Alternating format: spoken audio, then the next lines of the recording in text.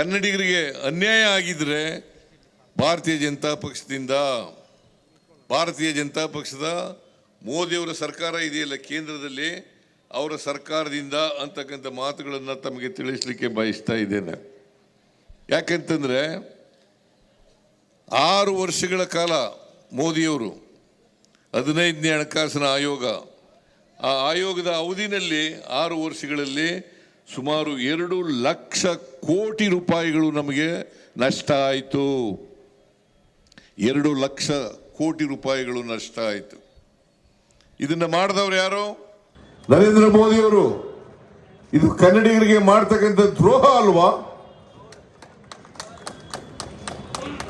ಯಾರಾದರೂ ಕೂಡ ಕರ್ನಾಟಕಕ್ಕೆ ಅನ್ಯಾಯ ಆಗಿದೆ ಅಂತೇಳಿ ಭಾರತೀಯ ಜನತಾ ಪಕ್ಷದ ಸಂಸದರು, ಮಂತ್ರಿಗಳಾಗಿರ್ತಕ್ಕಂಥವ್ರು ಕೇಳಿದ್ರ? ಕೇಳಿಲ್ಲ. ಯಾಕೆ ಕೇಳಿಲ್ಲ? 14ನೇ ಹಣಕಾಸಿನ ಆಯೋಗದಲ್ಲಿ ನಮಗೆ ಬಂದಿದ್ದಂತ ಪಾಲು 4.7%. 15ನೇ ಹಣಕಾಸಿನಲ್ಲಿ ಬಂದಂತ ಪಾಲು 3.6%. ಅಂದ್ರೆ 1.1% ನಮಗೆ ನಷ್ಟ ಆಯಿತು.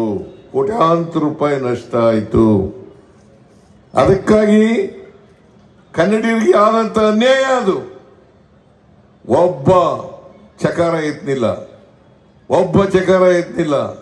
ಪ್ರಹ್ಲಾದ್ ಜೋಶಿ ಅಷ್ಟೊಂದೆಲ್ಲ ಮಾತಾಡ್ತಾರ, ಬಸವರಾಜ ಬೊಮ್ಮಾಯಿ ಅಷ್ಟೊಂದು ಮಾತಾಡ್ತಾರ,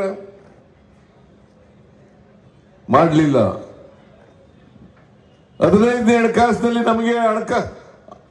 ನಮಗೆ ಬರಬೇಕಾಗಿದ್ದಂತ ಹಣ ಕಡಿಮೆ ಆಯಿತು ಅಂತೇಳಿ ವಿಶೇಷ ಅನುದಾನವನ್ನ ಕೊಟ್ಟಿದ್ರು. ನಮಗೆ ವಿಶೇಷ ಅನುದಾನವನ್ನ ಕೊಟ್ಟಿದ್ರು. 5,495 ಕೋಟಿ ರೂಪಾಯಿಗಳು ನಮಗೆ 5,495 ಕೋಟಿ ಜೊತೆಗೆ ಕೆರೆಗಳ ಅಭಿವೃದ್ಧಿಗೆ 3,000 ಕೋಟಿ, ಪೆರಿಫೆರಲ್ ರಿಂಗ್ ರೋಡ್ಗೆ, ಬೆಂಗಳೂರಿನ ಪೆರಿಫೆರಲ್ ರಿಂಗ್ ರೋಡ್ಗೆ 3,000 ಕೋಟಿ, 11,495 ಕೋಟಿ ಕರ್ನಾಟಕಕ್ಕೆ ಬರಬೇಕಾಗಿದ್ದಂತ ಹಣ ಬರಲಿಲ್ಲ. ಇದು ಕನ್ನಡಿಗರಿಗೆ ಆದಂತ ದ್ರೋಹ, ಮೋಸ ಅಂತಕ್ಕಂಥ ಮಾತುಗಳನ್ನ ತಮಗೆ ತಿಳಿಸಲಿಕ್ಕೆ ಬಯಸ್ತಾ ಇದ್ದೇನೆ. ಇಷ್ಟೊಂದು ಹಣ ಕೊಡಲಿಲ್ಲ. ಅದ್ರ ಜೊತೆಗೆ ಅಪ್ಪರ್ ಭದ್ರಾ ಅಂತ ಒಂದು ಯೋಜನೆ ನಡೀತಾ ಇದೆ, ನೀರಾವರಿ ಯೋಜನೆ. ಆ ನೀರಾವರಿ ಯೋಜನೆಗೆ ಇದೇ ನಿರ್ಮಲಾ ಸೀತಾರಾಮನ್ 23-24ರ ಬಜೆಟ್ನಲ್ಲಿ ಭಾಷಣದಲ್ಲಿ ಹೇಳಿದ್ರು, ಅದಕ್ಕೆ 5,300 ಕೋಟಿ ರೂಪಾಯಿಗಳನ್ನು ಕೊಡ್ತೀವಿ. 5,300 ಕೋಟಿ ರೂಪಾಯಿಗಳನ್ನ ಕೊಡ್ತೀವಿ. ಅದನ್ನೇ ಬಸವರಾಜ ಬೊಮ್ಮಾಯಿ ಅವರು ಇಲ್ಲಿ ಮುಖ್ಯಮಂತ್ರಿ ಆಗಿದ್ರು. 23 ಜನವರಿನಲ್ಲಿ, ಇಲ್ಲಿ ಫೆಬ್ರವರಿನಲ್ಲಿ ಮುಖ್ಯಮಂತ್ರಿ ಆಗಿದ್ರು. ಅವರು ಬಜೆಟ್ ಮಂಡಿಸುವಾಗ ಮತ್ತೆ ಅದನ್ನು ಪುನರುಚ್ಚಾರ ಮಾಡಿದ್ರು.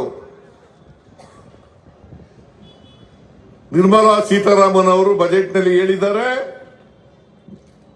ಅದು ಅವ್ರನ್ನ ಧನ್ಯವಾದಗಳನ್ನ ಹೇಳ್ತೇನೆ. ಅದಕ್ಕೋಸ್ಕರ ನಾನು ಕೂಡ ಬಜೆಟ್ನಲ್ಲಿ ಘೋಷಣೆಯನ್ನು ಮಾಡ್ತೇನೆ, 5,300 ಕೋಟಿ ರೂಪಾಯಿ ಕೇಂದ್ರದಿಂದ ಬರ್ತದೆ ಅಂತಕ್ಕಂಥ ಮಾತುಗಳನ್ನ ಹೇಳಿದ್ರು. ಇವತ್ತಿನವರೆಗೆ 1 ರೂಪಾಯಿ ಬರಲಿಲ್ಲ. ಇದು ಕನ್ನಡಿಗರಿಗೆ ಮಾಡಿದಂತ ಮೋಸ ಅಲ್ವಾ? ದ್ರೋಹ ಅಲ್ವಾ?